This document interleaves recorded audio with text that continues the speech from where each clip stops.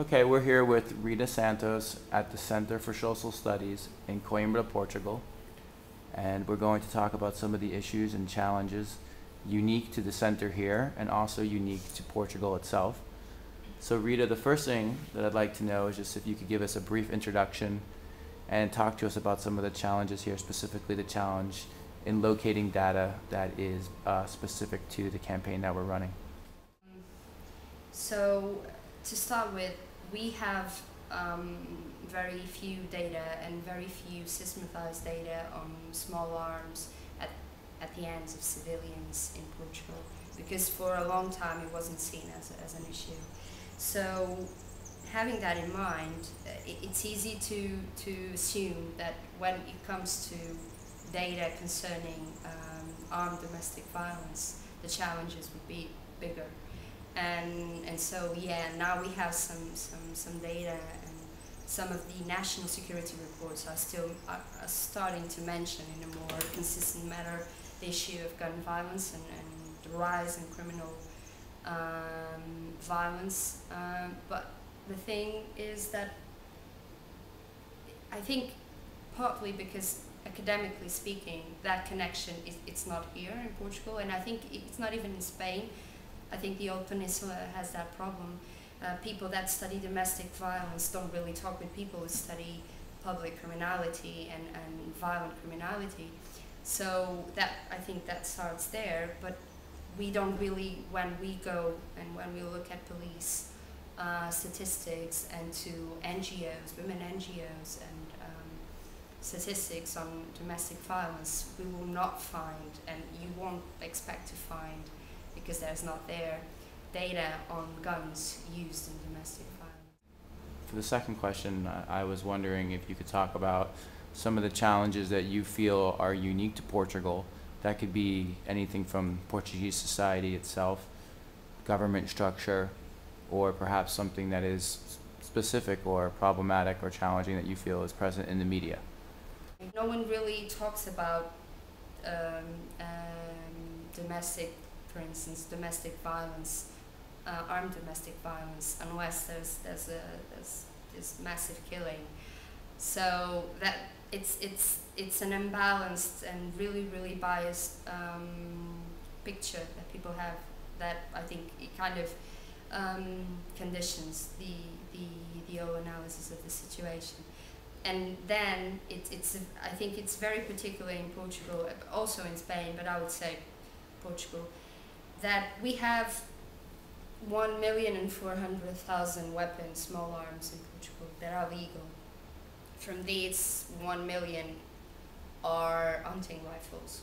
This has a lot to do with the cultural past. We have the cultural rights we have, and mainly in the rural areas of Portugal, but also in the urban areas, because people migrate a lot. Is that the idea that, my father used to be a hunter once, and my grandfather, whatever, so I really want to get a gun as well and try to, because it's in the family. And if you look, for instance, if you take into account domestic violence, you will see that these guns that are legal are usually around 40%, the guns that are used in domestic violence incidents. So the idea that the legal market is to blame, in the legal market, as long as it's legal and controlled, it's unproblematic. It's very unproblematic. It's very problematic in itself. My final question, I think that a lot of what you just said probably lends itself into the next question, but I'm wondering why you feel that it is important to do this research in Portugal, specifically as part of the fellowship program. I think this is, in fact, I'm sure this is the only project that's happening in Western Europe. So a lot of people probably are wondering why Portugal, frankly, was even selected at all for our fellowship program. So just a few of your thoughts regarding why this is important to Portugal and why you think the study is relevant. I think there's a figure that IANSA usually uses, is that 200 to, I think it's 40% of all gun deaths take place in non-war contexts.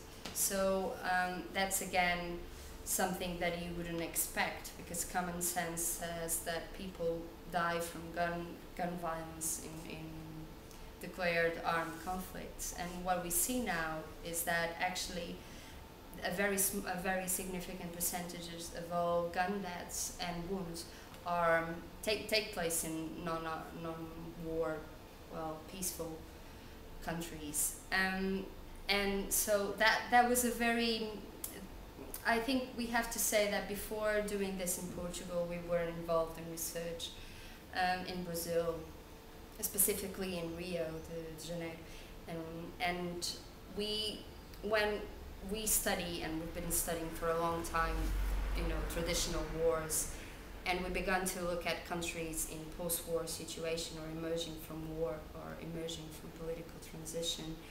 And we began to notice that sometimes having a war in its past is not the determinant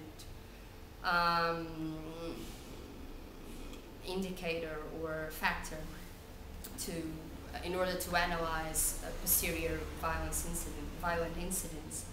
And so, if you think that probably one of the only country in the history of Portuguese former colonies, which is Cape Verde, that didn't really had a war, and it's seen internationally as the good student, so the role model in the African continent.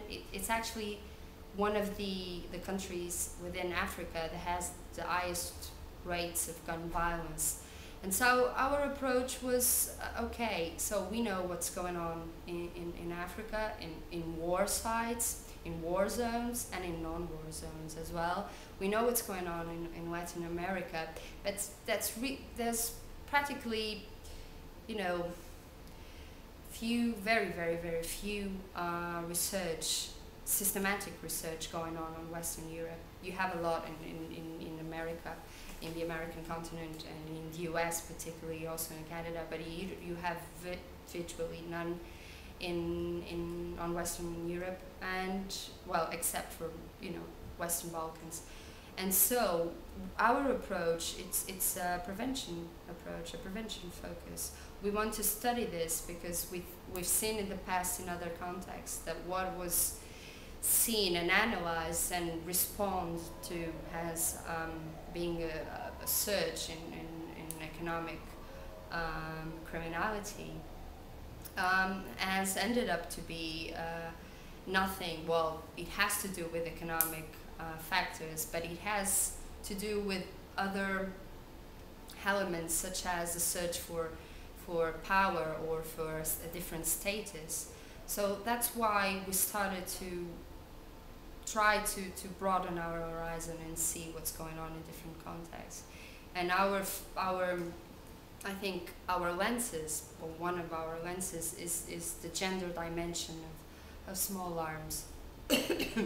Because our work in post-war context and in non-war context has actually proven to or shown pretty similar situations.